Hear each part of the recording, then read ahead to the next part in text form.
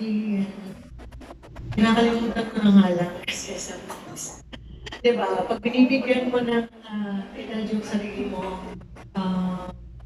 naiisip mo tuloy yung mga negative na matanda na ako, ganyan, hindi ko na yan kaya, parang nag-give up ka na. Pero lahat yan nasa utak lang natin. Pag kaya ng katawan, kadalasan. So yun lang yung experience ko talaga. And I'm so fortunate. I'm so grateful na binigyan ako ni God ng ganitong kalakas na pangangatawan because I believe that health is wealth. And yun nga lang, sana sa concert talagang maipakita ko sa sarili ko at sa inyong lahat na age really is just a number and that with proper growth mentally, spiritually, and physically, na kaya pa rin natin makipagsabayan sa ating mga kabataan. I love and admire our youth. Dahil yan po yung mga kinakanta namin nung kami mga bata ng Smoky Mountain na ang kabataan ay pag-asa ng bayan. And wala pong competition. But what I'm trying to say here is that if they can do some things na feeling nyo, kaya nyo rin, I believe kaya nyo rin. And I believe kaya natin. So yun yung theme ng concert na to. That yun nga, kaya natin mag-evolve kahit ano pang edad natin. Can you give us a sneak peek as to your repertoire? Yes, I'll be singing Indiana. Technically, ito yung anniversary ng Smoky Mountain. 35 years in the business. We were launched by the Maestro, our national artist for music, Ryan Cayabyab, noong 1990, pero 1989, kami po ay nag-training under him. And since hindi magagawa yung Smoky Mountain reunion this year, I decided, by talking to my manager, Arnold Vegafria, na it's time to celebrate pa rin kahit wala yung Smoky Mountain. So, isa yan sa mga reasons why kinuha ko rin siyempre ang aking kapatid, one of my best friends, Director Jeffrey Hidalgo, to direct this concert. Kasi ang gusto ko talaga maramdaman ng audience ko is yung simula nung nasa grade 7 hanggang high school, maramdaman yung mga kasing edad ko na lumaki kasama ko. Gusto ko maramdaman nila yon sa music na kakantayin ko sa mga songs na original songs na ginawa ko at ginawa ng ibang mga composers for me. Through the years, also yung mga sikat nung 90s and at marami pang iba. Gusto ko makiligin kayo kasi music has a way of taking us back to the past, whether it be good or bad, whether it be about broken heart or maybe a memory of being in love, diba? So gusto ko lang ibalik kayo sa inyong youth, katulad ng nararamdaman ko kapag pinapractice ko na yung mga kanta. Speaking of love, Yes. will this concert be more meaningful for you because you are in love? Hindi ko, parang yung mga announcers, yung mga radio DJs noong 90s, di ba, ganyan, kasi hindi na ganun Pero, like I always say naman, I'm happier now. I've always been happier. I'm a grateful person. Talagang grateful ako sa lahat ng mga nangyayari sa buhay. Whether it be mga lungkot or masaya. Kasi alam ko may reason kung bakit nangyayari yung mga bagay. I am more inspired, yes. Sabi nga nila, you attract who you are, you attract what you are. I am not sure, but maybe that's true. But Yeah, my boyfriend is really pushing me to be the best version of myself. I mean, dating a national athlete is not easy. Because lamang gym talaga ako, hindi man sa gym, sa labas. Nag-rope flow, nag-workout pa rin. And I see the dedication, I see the passion and yung hard work. Kasi hindi mo pwedeng dayain kasi yung katawan natin, no? Yung lakas, yung sigla. Pagdating ng competition, or pagdating ng concert, ayan. Pagdating ng competition or pagdating ng concert, hindi pwede kung hindi naman pala ako nag-workout. Ako yung hihingalin sa dami kong dance numbers na gagawin. So, yun nga. I believe that you have to be with someone who inspires you, who makes you better as a person and as an artist, kung ano man yung trabaho mo. Kasi kung hindi ganon, if you can't grow together, then what's the use, diba? Life is short. Alam natin ang dami ng mga nangyayari. Ang dami natin nawawala ng mga galing na mga artists sa industriya. And it's really sad. But that's life. Sabi nga nila, I pray na mahaba pa buhay ko. Gusto ko makita yung mga buko na marami. Pero hindi natin alam kung ano meron sa buhay. That's why ako, in love ako, magpapakita ko in love ako. Kasi hindi mo na ako magpapakita. Hindi na tayo mga bata. Yung parang gano'n. Parang enjoy life, enjoy love, enjoy your work, whatever makes you happier, whatever, kumbaga parang makes you grow. Sabi ko, so yun. Thanks, Jen. At this point, I'm sure a lot of our media friends are also rearing to ask their own questions. So let's formally open the Q&A. Let's go. Bobby, Next thing, This is the 35-year-old Smoky Mountain. But are you allowed to see the hits of Smoky Mountain? definitely, yes. The Songs of Smoky Mountain is owned by the maestro and also James Coronel, who is, of course, was a part of Smoky Mountain 1 and 2. Favorite na Smoky Mountain? I always say Paraiso. I love Paraiso. And Hideaway. Yung Hideaway part ka ng album ng second group. Na-record din namin ng first group. The last question. I understand na dapat may parang you're working on sa reunion ng Smoky Mountain. Anong update na dito? Well, meron, yung last reunion na, second reunion namin, was held in December for the Ayalas. So it was a private event for, nandun sila Don Jaime, nandun silang lahat. And kasama namin si Tony Lambino, ni Jeffrey. James couldn't make it, he was abroad. But I am proud to say that I believe it's going to happen again on May 30 for all the Smoky Mountain fans. And even if James Burnell isn't going to be performing, he will be there. He will be there. And yeah, so, siyempre, we will ask the maestro to be there as well. Basta wala siyang trabaho, he will be there. Thank you. Thank Good you. luck. Thank you.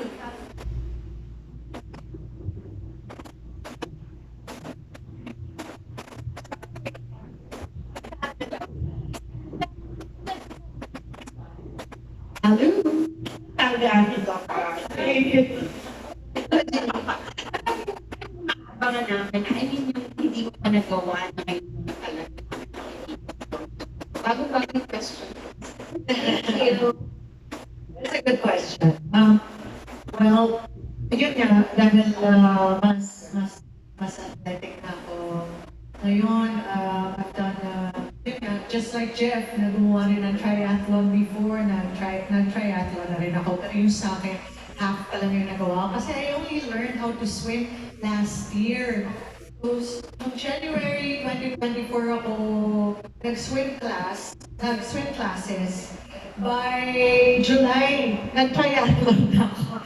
So, nilagay ko yung sarili ko dun sa ganong challenge para talaga matuto akong mag-swimming and para talaga magawa ko yung triathlon.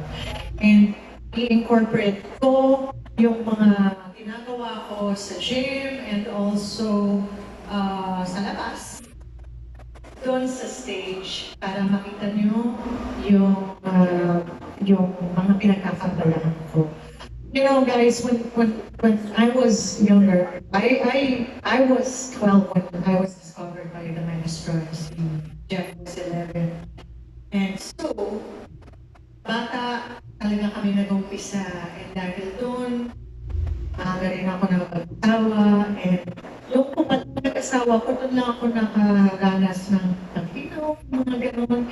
And then, you become 35 or 38 or, you know, like all of a sudden you're in your 40s and ayaw mo nang uminom. Ayaw mo nang magpuyan. Pagod ka na, gusto mo na lang tahimik. Gusto mo na lang nasa gym ka, gusto mo na lang to create things that you want if you're a creative mind, just like me, Jeff. Pero yung drinking, in-enjoy pa ni Bro. Bro? Oh, kasi kaya niya. Ako yung little na kaya. But what I mean to say is that,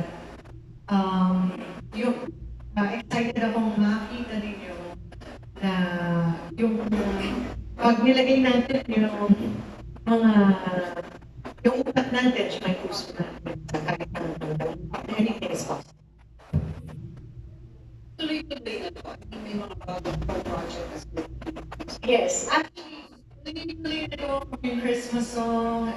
Pangarap ko rin talaga yun. Nakahisa ko isa lang Christmas song. And then, a new album. That's what I want. But I wanna be able to write some of it as well. So, hindi pa rin siya nangyari. But, I have a movie called Nasaan si Jesus, where I'll be playing a nun, madre. And this will be my first musical on film. And excited ako kasama ko rin si Jeff, kasama ko si Rachel Alejandro, two of my best friends, John Gibbs. And tuloy-tuloy na. And also, I have a medical spa. I'm part owner of Geneva Wellness Institute sa may Alabang po yan, sa may Libre Hotel. Pero magkakaroon kami ng mas malaking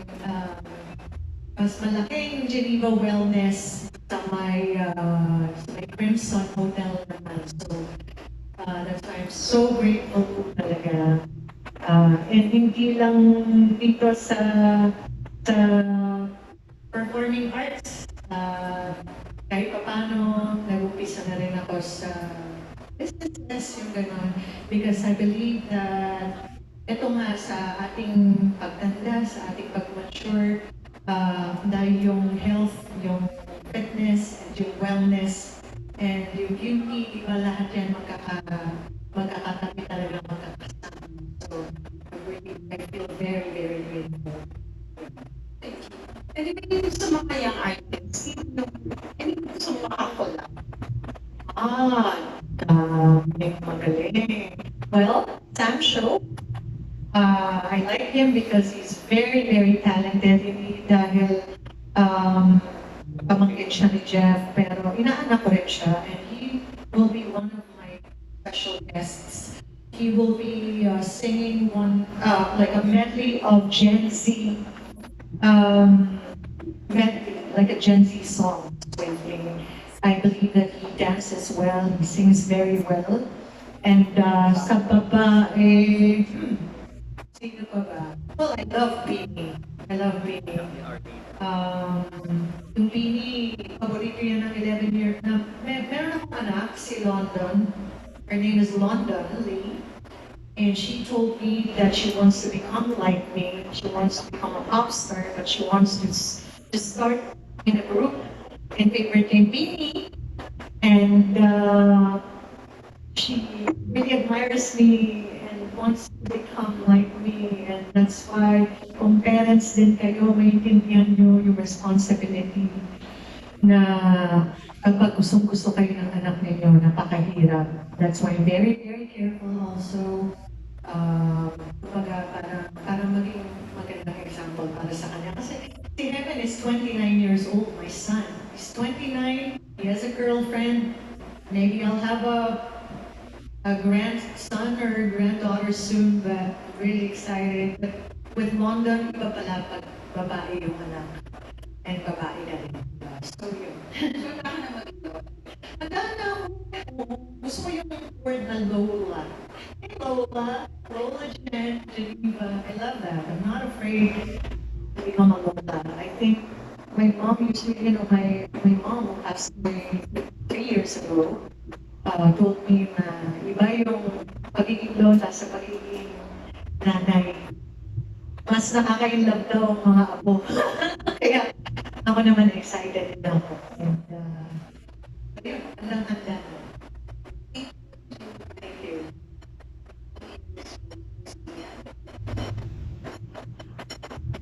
Yan, Jen, congratulations. Wait. Ayan, congratulations for your 35 years. Speaking of the 35 years, then how would you like to be remembered? Kasi diba, kami, kakilala namin somehow. Baka ako na I'm 49. One year back.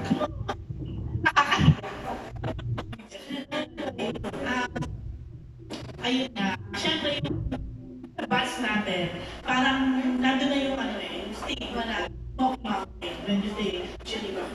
But ikaw, Orste, how would you like to be remembered? I want to be remembered as a woman who believed in love and in kindness. Yung kahit pa paano, hindi nagpabuli sa ibang mga tao. Sabihin na, hindi. At a certain age, hindi ka na pwedeng magsuot ng ganyan. Hindi ka na pwedeng, hindi mo na kailangan gawin yan or whatever, di ba? I guess me as an Aries dragon, medyo matigas talaga ang ulo ko. And alam niyo naman, I live in a fishbowl. And most especially nung 90s, kakaiba. Actually, mas less pala, no? Nung 90s. Ay, mas less. Meron na to eh, no?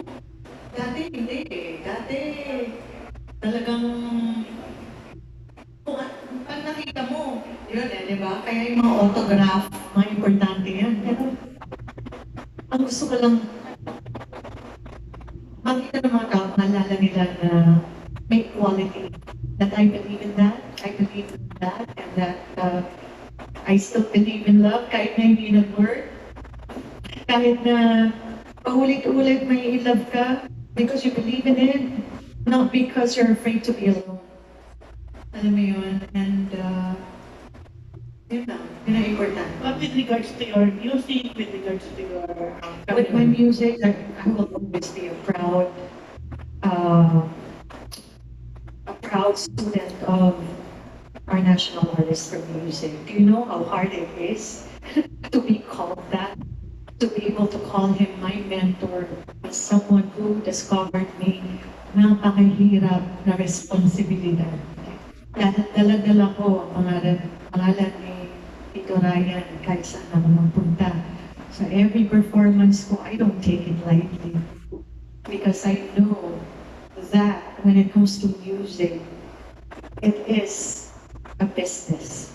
Because our mentor means business all the time. You know, so yun. Sana maalala nila yung musika namin. Yung mga awitin na sinulat ko. Dahil in love ako. O yung awitin na sinulat ko. The broken hearted ako. Talagang ang buhay ko talagang pinaikutan ng love. Love. So, yun. years, ano yung year or period na medyo, you would say na hindi ganun kaganda? Parang medyo may time ba na parang I wanna give up, yung mga ganon. Hindi naman sa hindi siya maganda.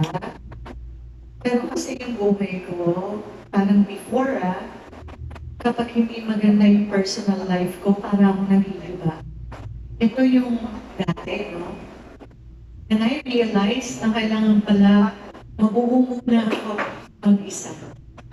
So that's one of the reasons why I didn't have a boyfriend for 5 years before I met the one I'm with now.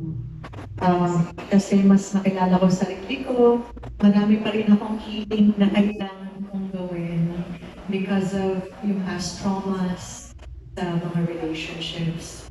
And ngayon, at least alam ko, mas kaya na mag-let go kung hindi para sa akin, hindi talaga para sa akin. As long as I have myself without sacrificing who I am. Alam mo yun? And yun yan, na walang masama. Lahat may reasons kung bakit nangyari yun. Hindi nag-work yung marriage or hindi nag-work yung relationship, merong reason all the time. And I never can. Hindi talaga pwede ako maging victim ng sarili kong storya. Siyempre tayong lahat bida ng sarili nating storya. So, I realized na hindi tayo victim. So, when I realized that, mas naging mag-aaral. Sabi mo kanina si London, tama ba ako? Yes, London. Idolize you. If you have the power, ano yung naging experience mo, ano yung meron ka na you don't want for experience? Sana huwag siyang mag-asawa ng mahal. Okay, this doesn't have anything to do with yung connection sa totoo kong buhay. Ito yan na. Siyempre, kung may babaguhin ako sa past ko, kung hindi ako na-inlove kay Paco, wala si Heaven. So, hindi kayo babaguhin kahit hindi maganda yung panahon na yun. Because I have my son. And I don't want to change anything about that. But, sana makinig yung mga anak ko. Nakikinig si Heaven dahil magta-30 na siya, hindi ba siya nagpapakasal? I think the generation now, hindi na nagmamadali. They want to earn money, they want to make money, yun ang gusto nila. So yung anak ko babae, yun lang. Sana matulungan ko siya na maging matapang, pero kind pa rin, compassionate, pero alam mo yung hindi matatakot sa lalaki. yung strong, pero compassionate. And like I always tell my kids, they can be whatever they want. Hindi ako nagko-control ng mga anak ko. Basta masaya sila. Would you say that year or this era, yung pinaka-best na Jen? Yes. It is the best version of Jen because I am physically stronger. Mas alam ko na yung purpose ko. Mas alam ko na kaya ko mag-isa. Mas alam ko na mas kaya ko magmahal. And yung mga nangyari before, iba yun. It was with different people, and now this is me.